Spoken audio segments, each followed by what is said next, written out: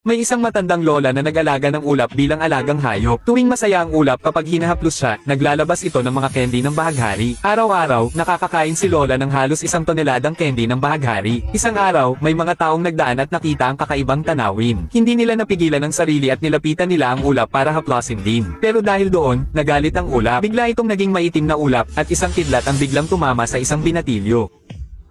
Para mapakalma ang galit na ulap, agad dinala ni lola ito sa ospital. Ang ulap ay sobrang nahihirapan at kumukulog-kulog ang tiyan. Nang makita ito ng doktor, hindi na siya nagsalita pa, agad niyang hinugot ang isang 800 metro mahabang makulay na hirenggilya at itinurok sa katawan ng ulap. Tulad ng mahika, gumaling agad ang ulap sa galing ng doktor. Sa sobrang tuwa, nagpasalamat ang mga candy na parang buhay, pero dahil doon, nagutom ng gusto ang doktor. Di nagtagal, dinala ni lola ang ulap sa barbero para gupitan ng balahibo.